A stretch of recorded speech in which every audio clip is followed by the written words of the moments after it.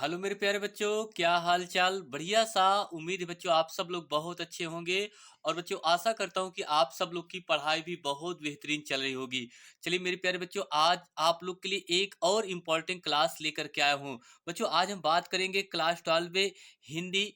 जो pre board परीक्षाएं हो रही है बच्चों उसके लिए ये प्री बोर्ड का पेपर है बच्चों। आप सभी छात्रों से गुजारिश करूंगा, प्लीज आप सब लोग इससे पेपर को पूरा बच्चों देख लीजिए। यही पेपर आपके आ, पेपर में बच्चों आएगा। ठीक है, और उम्मीद करता हूं बच्चों आज आप लोग इस पेपर को पूरा देख लेंगे। मैं बिल्कुल हल सहित लेकर के आया हूं। एक एक क्वेश्चन आप देख लेंगे बच्चों, तो उम्मीद करता हूं कि आप लोग अच्छे से लिख लेंगे। ये बिल्कुल वायरल पेपर है बच्चों। ठीक है, आइए बच्चों हम क्लास की शुरुआत करेंगे और सभी छात्रों से निवेदन करूंगा कि प्लीज भैया आप सब लोग इस वीडियो को ज्यादा से ज्यादा शेयर कर दीजिए कि ताकि हर एक स्टूडेंट अच्छे नंबर से क्या हो जाए, पास हो जाए बच्चों। ठीक, आइए देरी ना करें बच्चों, हम इसके एक एक क्वेश्चन को अच्छे से कवर करते चलेंगे बच्चों।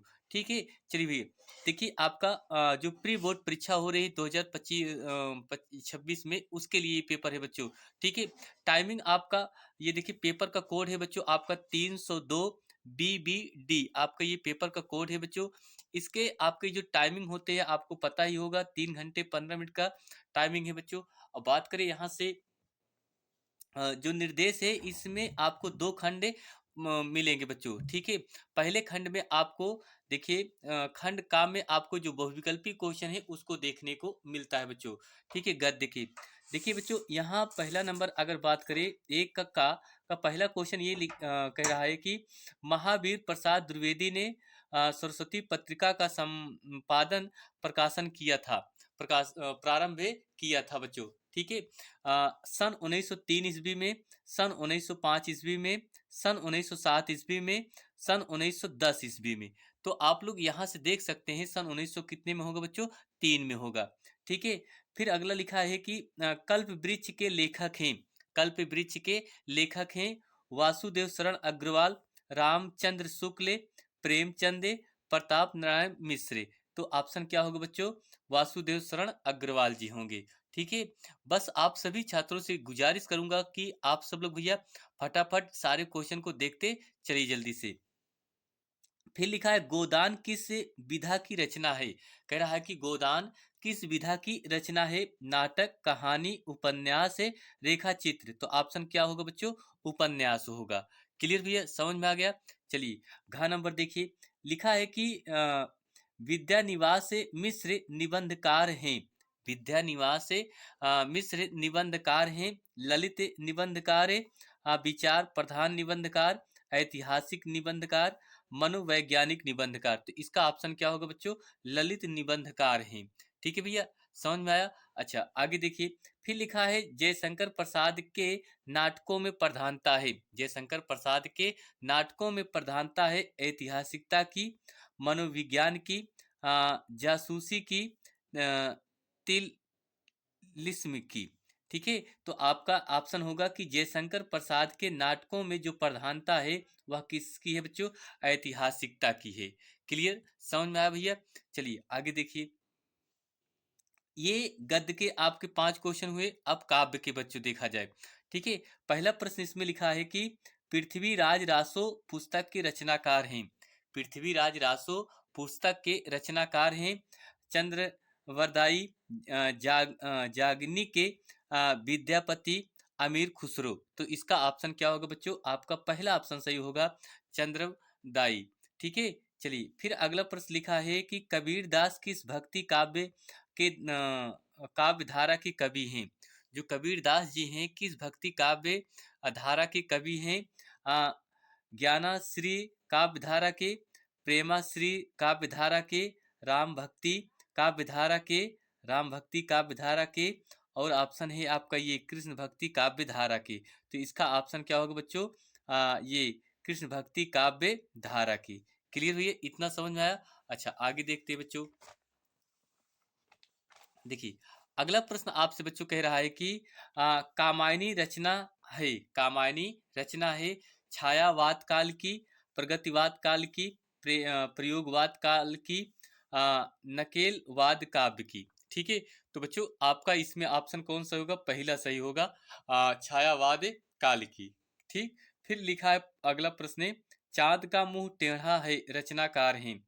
ठीक है, मुक्ति बोध की, आज्ञे की, केदारनाथ है अग्रवाल की, नागार्जुन की। तो मुक्ति बोध की है बच्चों, किसकी है? मुक्ति बोध की। ठीक। अंगा नंबर देखिए, लिखा है हिंदी साहित्य के किस काल को सिंगार काल कहा जाता है? सिंगार काल कहा जाता है बच्चों। तो याद रखना, आदिकाल को, भक्ति काल को, रीति काल को, आधुनिक काल को। ठीक है, तो इसका आंसर क्या होगा बच्चों? आपका होगा ये रीतिकाल का होगा। क्लियर? समझ में आया भैया? तो चलिए फटाफट क्वेश्चन, आपने ऑब्जेक्टिव क्वेश्चन देख लिए बच्चों। अब तीसरा आपका जो प्रश्न बनता है बच्चों, वो कह रहा है कि दिए गए गद्यांश पर आधारित निम्नलिखित प्रश्नों के उत्तर दीजिए। ठीक है, देखिए इसको आपको मैंने इसके गद्यांश को पहचानने की ट्रिक भी बताई है बच्चों। अगर आप लोग वीडियो में जाकर के देख सकते हैं कि इसको गद्यांश को कैसे पहचाना जाता है। ठीक है, देखिए लिखा है कि धरती माता की कोख में जो अमूल निधियां भरी हुई हैं। ठीक है, कह कि धरती माता की कोख में जो अमूल निधियां भरी हैं, जिसके कारण वह वसुंधरा कहलाती हैं। जिसके कारण वह क्या कहलाती बच्चों? वसुंधरा कहलाती हैं। उससे कौन परिचित होना चाहेगा? उससे कौन परिचित ना होना चाहेगा?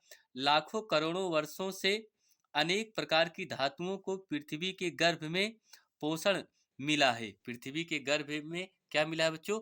पोषण मिला है। दिन रात बहने वाली नदियों ने पहाड़ों को पीस कर अगणित प्रकार की मिट्टियों से पृथ्वी की देह को सजाया है। हमारे भावी आर्थिक अभ्युदय के लिए इन सब की जांच पड़ताल अत्यंत आवश्यक है। पृथ्वी की गोद में जन्म लेने वाले जड़ पत्थर कुशल शिल्पियों से संवारे जाने पर अत्यधिक सौंदर्य के प्रतीक बन जाते हैं। ठीक, ये है बच्चों। अब इसमें आपसे कह रहा है बच्चों, पहला प्रश्न आपसे लिखा है कि पाठ के शीर्षक और लेखक के नाम लिखिए। मेरे प्यारे बच्चों, कह रहा है कि पाठ के शीर्षक और लेखक के नाम लिखिए। ये हम आपको बता रहे हैं बच्चों किस तरह से अपनी कॉपी में लिखना है।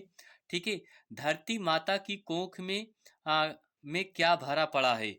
धरती माता की कोख में क्या भरा पड़ा हुआ है? फिर कह रहा है कि धरती को वसुंधरा क्यों कहते हैं? धरती को वसुंधरा क्यों कहते हैं? किसने पृथ्वी की देह को सजाया है? रेखांकित पंक्ति की क्या करना है बच्चों? व्याख्या करना है। ठीक है, इस तरीके से बच्चों आपको इतने 5 प्रश्न बनाए गए हैं। ठीक है, देखिए तो इनमें पहला प्रश्न आपसे यही बच्चों कह रहा है, तो बच्चों याद रखना। ठीक है, इस तरीके से आपको कॉपी में लिखना है मेरे भैया। अगर आप लोग को वीडियो पसंद आए तो इस चैनल को लाइक शेयर और सब्सक्राइब जरूर कीजिएगा बच्चों। यहाँ डालेंगे प्रश्नोत्तर नंबर 3। क्या लिखेंगे बच्चों? प्रश्नोत्तर नंबर 3। पहला प्रश्न का उत्तर लिखेंगे, प्रस्तुत गद्यांश से राष्ट्र का स्वरूप। प्रस्तुत गद्यांश से राष्ट्र का स्वरूप नामक पाठ से लिया गया है। नामक पाठ से लिया गया है। इसके लेखक वासुदेव शरण अग्रवाल जी हैं। इसके जो लेखक है वो डॉक्टर वासुदेव शरण अग्रवाल जी हैं। ये रहा बच्चों आपका। ठीक है, समझ में आया ना?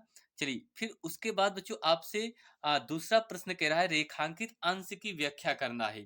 ठीक है, तो आप इस तरीके से अगर चाहें तो लिख दीजिए कि धरती माँ के गर्भ में असीम मात्रा में मूल्यवान खजाना भरा हुआ है। यह पृथ्वी मूल्यवान वस्तुओं का विशाल कोष है। अनेक प्रकार के मूल्यवान रत्नों को अपने में धारण करने के कारण करने के कारण ही इस धरती को वसुंधरा कहा जाता है। इस तथ्य से हम सभी को परिचित होना चाहिए।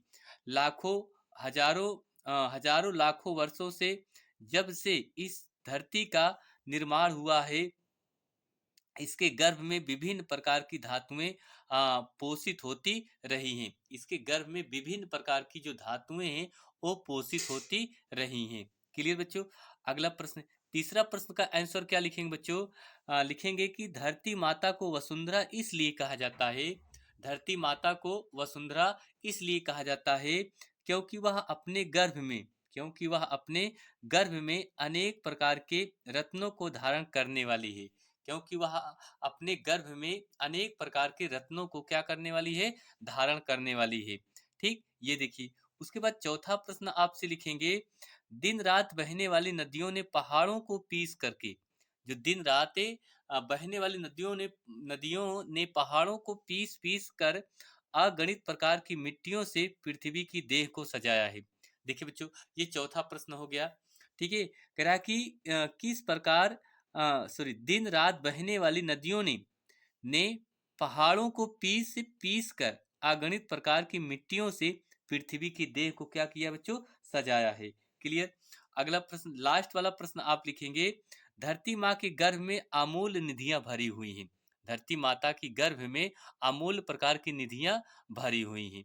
ये देखिए, आपने बच्चों देख लिया। सेम मेरे भैया, आपको कॉपी में अपने ऐसे ही लिख देना है। यहाँ से पूरे आपको 10 नंबर इससे प्रश्न के लिए पक्का है, बन जाएगा। ठीक है, चलिए बच्चों आगे देखते हैं। चलिए भैया देखिए आगे। तो बच्चों ये अथवा भी है आपका एक प्रश्न। ठीक है, अगर वो नहीं आ रहा है तो इसको भी आप पढ़ लीजिए। इसमें लिखा है आपका गद्यांश से, इसको पढ़ लीजिए। ये कौन से पार्ट से लिया गया है, इसके लेखक क्या है, इसके भी आप आंसर दे सकते हैं बच्चों। ठीक है, देख लीजिए। तो फटाफट आप इसके स्क्रीनशॉट को भी लेते चलिए बच्चों। ठीक है, चलिए भैया आगे देखते हैं। आपका ये रहा बच्चों चौथा प्रश्न। बच्चों चौथा प्रश्न अब आपसे कह रहा है क्या चीज, ध्यान दीजिए। कह रहा है कि दिए गए पाद्यांश पर आधारित निम्नलिखित प्रश्नों के उत्तर दीजिए। दिए गए पद्यांश से के लिए निम्नलिखित प्रश्नों के आपको क्या देना है बच्चों, उत्तर देना है। ठीक, नील परिधान बीच सुकुमार, खुल खुल रहा मृदुल अंध खुला अंगे, खिला हो ज्यों बिजली का फूल, मेघ बन बीच गुलाबी रंगे।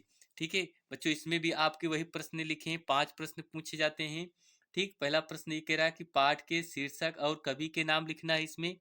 ठीक, कविता में किसके रूप का वर्णन किया है, बिजली के फूल से क्या तात्पर्य है, रेखांकित अंश की व्याख्या करना है, उपरोक्त पद्यांश में कौन सा अलंकार है बच्चों। ठीक है, ये 5 प्रश्न है, पांचों के लिए आपको 2-2 नंबर मिलेंगे। यहाँ से बच्चों आपको पूरे 10 नंबर क्या हो जाएंगे बच्चों, क्लियर हो जाएंगे। ठीक, चलिए इसको भी आप तैयार कर लीजिए बच्चों। अच्छा, फिर बच्चों आपका इसी में अथवा भी आपसे पूछा जाता है। अथवा कह रहा है कि आज की दुनिया विचित्र नवीन प्रकृति पर सर्वत्र है, विजयी पुरुष आसीन है, बधे नर के कारों में वरी विद्युत भाप, हुक्म पर चढ़ता उतरता है, पवन का ताप है नहीं बल्कि कहीं कहीं व्यवधान। ठीक है, ये है बच्चों। इसके में भी आपको वही देखिए प्रश्न दिए गए हैं, इनके आपको आंसर दिखना है। क्लियर भैया। चलिए ये हो गया चौथा प्रश्न।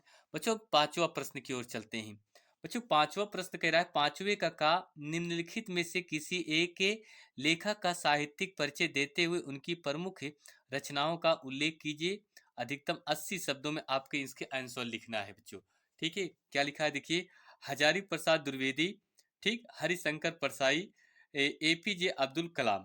ठीक, यहाँ से बच्चों आपको पूरे 5 नंबर बनेंगे। यही आप लोग तैयार कर लीजिए, इससे आपको ज्यादा कुछ नहीं आएगा। ठीक है, ये पेपर आपको तैयार करना होगा बच्चों। ठीक, आइए देखते हैं आगे भैया। जी देखिए, ये खा नंबर लिखा है, निम्नलिखित में से किसी एक कवि का साहित्यिक परिचय देते हुए उनकी प्रमुख रचनाओं का क्या करना है, उल्लेख कीजिए। उनकी प्रमुख रचनाओं का क्या करना है बच्चों, उल्लेख करना है। मैथिली शरण गुप्त, सुमित्रा नंदन पंत, महादेवी वर्मा जी। ठीक, ये है बच्चों, इतना आपको करना है। क्लियर कर लेंगे। अच्छा आगे भी ये देखते हैं। छठा प्रश्न बच्चों आपसे कह रहा है कि बहादुर अथवा पंचलाइट कहानी का उद्देश्य पर प्रकाश डालिए, अधिकतम 80 शब्दों में। ये भी बहुत इंपॉर्टेंट टॉपिक बनता है बच्चों। हर बार ये कहानी आपसे जरूर पूछी जाती है, पंचलाइट। ठीक, अथवा बच्चों ध्रुव यात्रा कहानी का सारांश अपने शब्दों में लिखना है। यानी 3 प्रश्न है, 3 प्रश्न में सिर्फ बच्चों आपको एक प्रश्न करना है, जिनके उत्तर आपको 5 नंबर, जिनके आंसर आपको 5 नंबर यहाँ से कंप्लीट होंगे। ठीक भैया। अच्छा सातवां प्रश्न देखिए, सातवां प्रश्न कह रहा है कि स्वपठित काव्य खंड के आधार पर किसी एक खंड के एक प्रश्न का उत्तर आपको देना है, जिसके लिए आपको 5 नंबर मिलेंगे। तो सबसे पहले बच्चों आपको इसमें 6 प्रश्न बनाए गए हैं। कितने प्रश्न बच्चों? 6 प्रश्न बनाए गए हैं। आप किस जिले से हैं, जिस जिले में कौन सी किताब चलती है वही आपको इसमें लिखना है। जैसे अगर हम बात करें प्रयागराज के छात्रों के लिए, तो प्रयागराज के छात्रों में यानी कहा जाए कि इनमें आपका आलोक वृत्त खंड काव्य चलता है। आलोक वृत्त खंड काव्य चलता है। कह रहा है कि आलोक वृत्त खंड काव्य का कथानक लिखिए, अथवा आलोक वृत्त खंड काव्य के आधार पर गांधी जी के चरित्र की विशेषताएं लिखना है बच्चों। ठीक, जिनके लिए आपको यहाँ से 5 नंबर बनेंगे भैया। क्लियर, समझ में आ गया बच्चों? चलिए आगे देखते हैं बच्चों। चलिए भैया, ये रहा आपका खंड खा बच्चों। ये इसके पहले आपने खंड का के प्रश्न देखे। अब खंड का खा का बच्चों पहला प्रश्न लिखा है, दिए गए संस्कृत गद्यांशों में से किसी एक का संदर्भ सहित हिंदी में क्या करना है बच्चों? अनुवाद करना है। ठीक, ये 2 प्रश्न दिए गए हैं बच्चों, आप लोग इसके स्क्रीनशॉट ले लीजिए। ठीक है, इसलिए इसको आपको संदर्भ सहित हिंदी में क्या करना है? व्याख्या करना है। ठीक है, कंप्लीट कर लीजिए बच्चों, बहुत आसान है, आसानी से आप इसके भी आंसर दे लेंगे। ठीक, ये आपका अथवा है, अथवा भी आप इसको चेक कर लीजिए। ठीक, उसके बाद बच्चों आप देखेंगे प्रश्न संख्या खा, 8 का खा, दिए गए पद्यांशों में से किसी एक का संदर्भ सहित हिंदी में अनुवाद करना है, जिसके लिए आपको संदर्भ के लिए 2 नंबर, व्याख्या के लिए आपको 5 नंबर, यानी 7 नंबर क्वेश्चन यहाँ से भी मिलेगा। लिखा है ना बच्चों, भाषासु मुख मुख्य मधुरा दिव्यम गीवाण भारती तस्या हिम मधुरम काव्यम ततस्तपि सुभाषित। इसके लिए भी हमने आपको वीडियो बनाई बच्चों, आप लोग उसको देख सकते हैं। ठीक है, चलिए बच्चों, बहुत इंपॉर्टेंट टॉपिक था, और अथवा ये भी है। ठीक, चलिए भैया अब देखते हैं क्वेश्चन नंबर हम 9। आप सभी छात्रों से गुजारिश कर रहा हूं बच्चों कि प्लीज आप सब लोग इस पेपर को बच्चों अच्छे से कवर कर लीजिए। यही पेपर आपके हर एक विद्यालय में बच्चों आएगा। 100% मैं कह रहा हूँ एडवांस में। देखिए, कह रहा है कि निम्नलिखित मुहावरों में से किसी एक का अर्थ लिखकर वाक्य में प्रयोग कीजिए। अक्ल पर पर्दा पड़ना, कान भरना, खून खौलना, दाल में काला होना। ठीक, 2 क्वेश्चन इसमें करना है बच्चों, आपको 2 नंबर, सॉरी 1 क्वेश्चन करना है जिसके लिए आपको 2 नंबर बनेंगे। ठीक, फिर कह रहा है बच्चों कि 10वां प्रश्न है, अपठित गद्यांश पर आधारित निम्नलिखित प्रश्नों के उत्तर देना है। ठीक है, देखिए लिखा है, धन लोभ ने मानव भावों को पूर्ण रूप से अपने अधीन कर लिया है। कुलीनता और शराफत गुण और कमाल की कसौटी पैसा और केवल पैसा है। जिसके पास पैसा है वह देवता स्वरूप है। उसका अंतःकरण कितना ही काला क्यों न हो। साहित्य, संगीत और कला सभी धन की देहली पर माथा टेकने वालों में हैं। ठीक, ये रहा बच्चों। अब इसके आपके प्रश्न बनाए गए हैं। देखिए, पहला प्रश्न है, समाज में पैसा का कितना महत्व है? समाज में पैसा का कितना महत्व है? दूसरा प्रश्न कह रहा है कि क्या पैसे पैसे का आचरण पर कुप्रभाव भी पड़ता है? ये दूसरा प्रश्न है। तीसरा प्रश्न कह रहा है बच्चों, कुलीनता और शराफत शब्द का अर्थ स्पष्ट कीजिए। ये है बच्चों। ठीक है, इसके लिए आपको 5 नंबर मिलेंगे। 3 प्रश्न है बच्चों। ठीक, आइए आगे देखते हैं बच्चों। चलिए, एक अथवा में बच्चों आपसे ये लिखा है, कह रहा है कि अथवा में आपका ये भी है कि आज विश्व में पाश्चात्य सभ्यता एवं ज्ञान विज्ञान का बोलबाला है। भौतिक सुख सुविधाओं तथा संपन्नता के पीछे पूरी मानवता अंधी होकर दौड़ रही है। अंधी होकर क्या कर रही है बच्चों? दौड़ रही है। मानव मूल्यों, मानवीय गुणों की ओर किसी का ध्यान नहीं है। ऐसे समय में ऐसे साहित्य सृजन की आवश्यकता है जो जो पारस्परिक कुटज वैमनस्य से का निवारण करने में सक्षम हो। ठीक है, ये बच्चों आपका लिखा है, मानवता में आधारभूत तत्व दया, क्षमा, करुणा, त्याग, सहानुभूति आदि को इस प्रकार प्रस्तुत किया जाए कि उन पर पुनः आस्था उत्पन्न हो सके। ठीक, ये इसके 3 प्रश्न बच्चों यहाँ भी बनाए गए हैं। ठीक है, 1, 2, 3। पहला प्रश्न लिखा है, पश्चात सभ्यता से मानव जीवन पर क्या प्रभाव पड़ा। दूसरा प्रश्न है, समाज में विघटनकारी तत्व क्यों प्रभावित हैं। तीसरा प्रश्न है, मानव मूल्यों के संरक्षण के क्या कारण है। ठीक है, ये 3 प्रश्न है बच्चों। अगर बच्चों हम बात करें 11 नंबर का प्रश्न आपसे लिखा है कि निम्नलिखित शब्द युग में का सही चयन करके लिखिए। ठीक है, ये है आपके हैं। ठीक है, इसको जल्दी से कंप्लीट कर लीजिए बच्चों, मैंने आपको बताया है इसके लिए।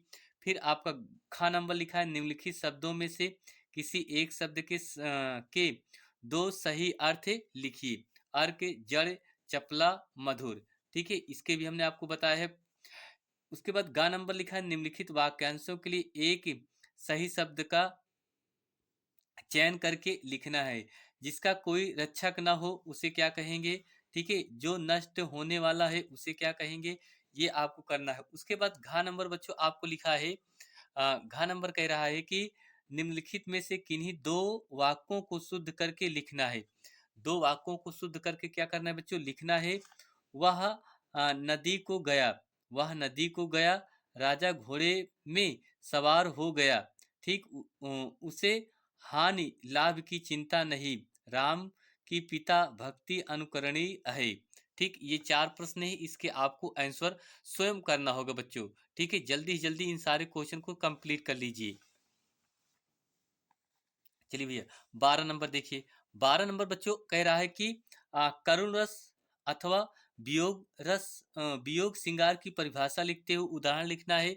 2 नंबर यहाँ से बनेगा। उपमा अथवा उत्प्रेक्षा अलंकार परिभाषा और उदाहरण लिखना होगा बच्चों। दोहा छंद अथवा सोरठा छंद का लक्षण सहित उदाहरण लिखना है। 2 नंबर यहाँ से बनेगा। ठीक, फिर बच्चों आपसे 13 नंबर प्रश्न कह रहा है, अपना कुटीर उद्योग प्रारंभ करने के लिए ऋण प्राप्त करने हेतु बैंक के अधिकारी को एक पत्र लिखिए। इसके लिए बहुत सारी मैंने वीडियो बनाई है, आप लोग जाकर के देख लीजिए। 6 नंबर यहाँ से बनेगा। अथवा अपने नगर अथवा अपने गांव अथवा नगर के प्रदूषण को समाप्त करने के लिए उचित अधिकारी को पत्र लिखिए। ठीक है, ये हो गया बच्चों। फिर उसके बाद फिर आपका 14 नंबर बच्चों प्रश्न क्या कह रहा है कि निम्नलिखित विषयों में से किसी एक विषय पर अपनी भाषा शैली में निबंध लिखना है। क्या लिखना है बच्चों, निबंध लिखना है, जिसके लिए आपको यहाँ से 9 नंबर बनेंगे। पहला प्रश्न कह रहा है कि बाढ़ की समस्या, कारण और निवारण। दूसरा, पर्यावरण असंतुलन का मानव जीवन पर प्रभाव। तीसरा है भारतीय कृषक जीवन की त्रस्ती। चौथा है नई शिक्षा नीति से विकास की संभावना। फिर 5वां है नारी शिक्षा की दिशा एवं दशा। ठीक, ये है बच्चों। तो बच्चों ये रहे आपके पूरा पेपर, जो आप प्री बोर्ड एग्जाम में बच्चों हर एक विद्यालय में यही पेपर पूछा जा रहा है आएगा। ठीक है, तो आप सभी छात्रों से गुजारिश करूंगा कि प्लीज भैया आप सब लोग इस पेपर को ज़्यादा से ज़्यादा शेयर कर दीजिए। ठीक है, ताकि हर एक स्टूडेंट अच्छे नंबर से क्या हो जाए बच्चों, पास हो जाए। ठीक, तो चलिए बच्चों बस इतना ही, मिलेंगे नेक्स्ट अगली क्लास में। तो बच्चों वीडियो कैसी लगी आप सब लोग कमेंट बॉक्स में जरूर बताइए। मिलते हैं नेक्स्ट एक और अगली क्लास में। थैंक यू, आप सभी छात्रों को बहुत बहुत दिल से धन्यवाद।